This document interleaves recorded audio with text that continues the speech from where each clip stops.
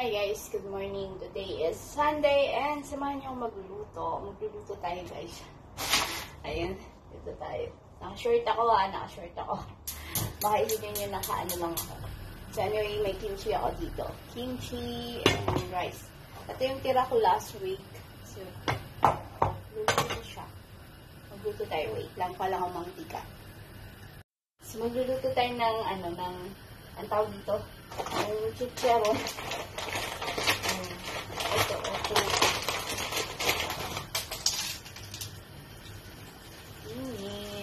Ito tayo, guys.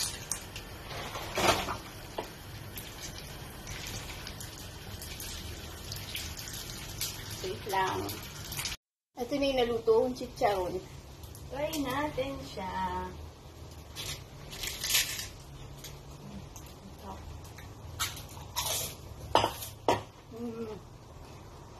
Gusto tayo ng sardinas, guys.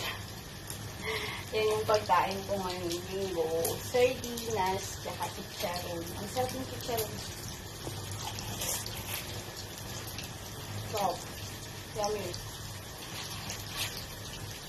Sardines. One of my favorite. Oh my God.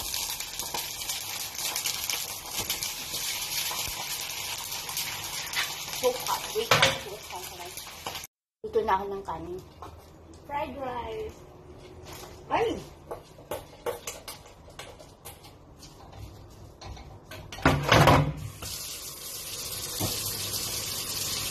Ngayon Sunday, magkikita kami nila dito dahil sa yung asawa niya. Pero bago, kakain na ako. Kasi baka hapon na kami mag-meet ng friend ko. So, I'm so excited and happy Sunday today.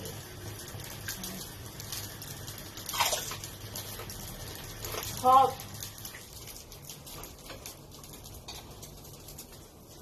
Ayun. Ito na yung pagkain ko. Narin ako dito ng sardinas, fried rice, and chicharon. Thank you, Lord. Thanks, God. Thank God. Ayan, dito na ako kakain.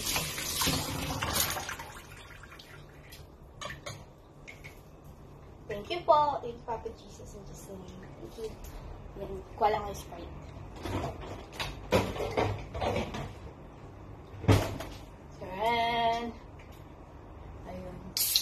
Dito na lang ako kakain. Meron din akong kimchi. Mabilisan lang ito. Kimchi. Naman natin itong niluto ko. Masarap. Sardinas.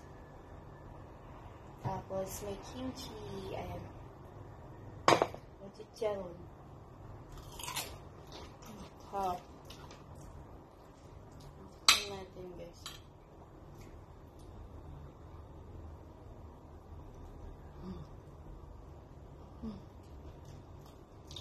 Hot.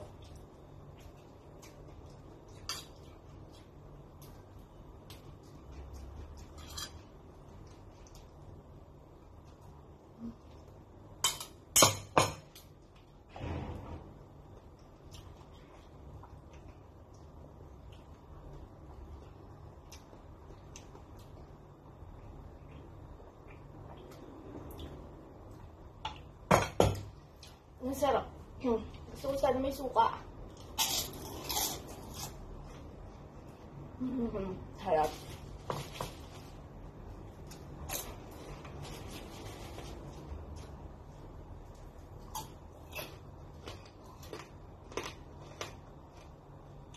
Meron pa lang nagtatanong sa akin. Bakit,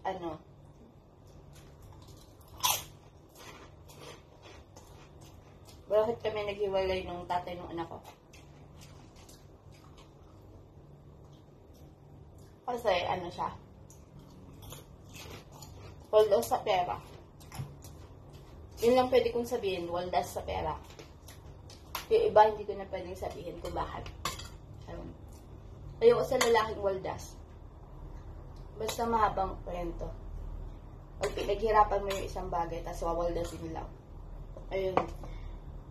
Hindi ako pinalaki ng mga magulang ko para ganun lang. Yun lang. Hanggang dun lang yung pwede kong sabihin. Kahit marami akong pwedeng sabihin. Pero,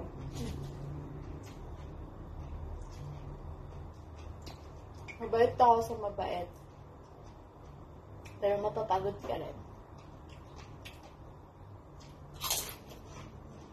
Mga nagtatanong, how many years na kaming iwalay ng tatay noon ako.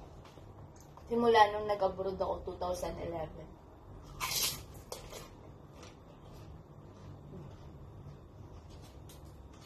Sana wala nang magtanong sa akin at mag-message kasi papagod na rin akong sumagot. Bahala na kayo kung ano isipin sa akin. Basta as long as wala akong ginagawang mali. Ayan. Kahit maraming taong naninira, okay lang. Wala na akong pakialam. Kasi may clean na lang ng buhay para makinig pa sa sinasabi ng ibang tao. Basta as long as na wala akong sinasabi ng masama, wala akong ginagawang mali, magtatrabaho na maigi, at hindi ako nanghihingi ng kahit kanino, or hindi ko naman hinihingi yung kinakain ko, wala akong ginagawa sa kapwa ko. Tapos, nagagawa ko yung obligasyon ko bilang nanay sa anak ko. Okay na yun. Hindi ako naging masamang nanay kasi ang swerte nung anak ko kasi matino akong nanay.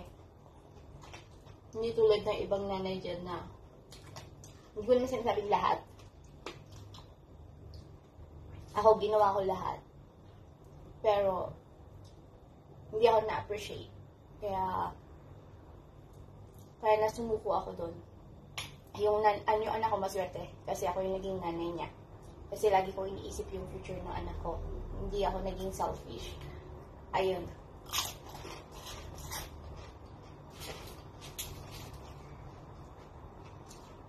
Alam nyo, sa buong buhay ko, puro lang ako trabaho. Trabaho, bahay, trabaho, bahay.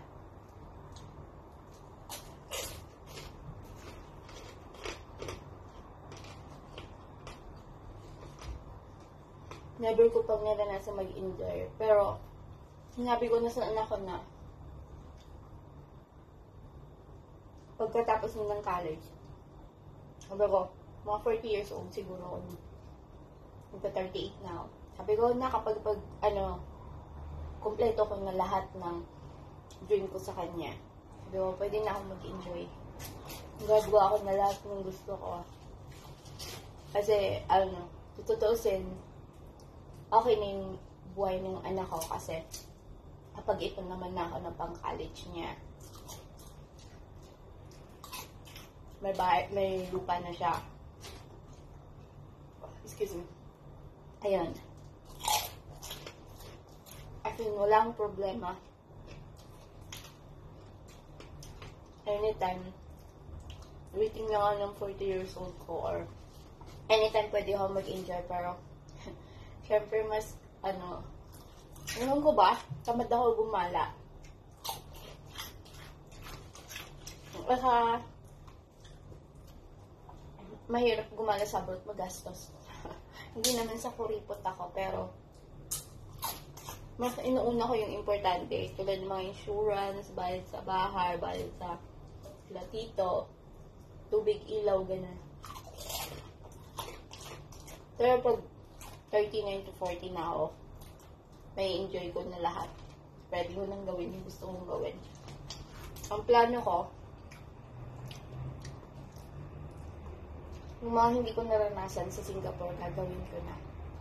Yung papuntang mga bar, gano'n, hindi ko pa naranasan yung mga nag-enjoy as in enjoy. No. Wala din akong friends. Ayoko din makipagkaibigan kasi nakakatakot yung ibang kapwa natin Pilipina.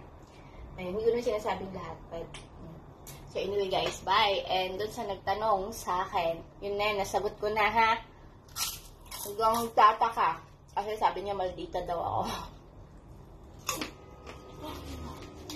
Bye guys, and God bless.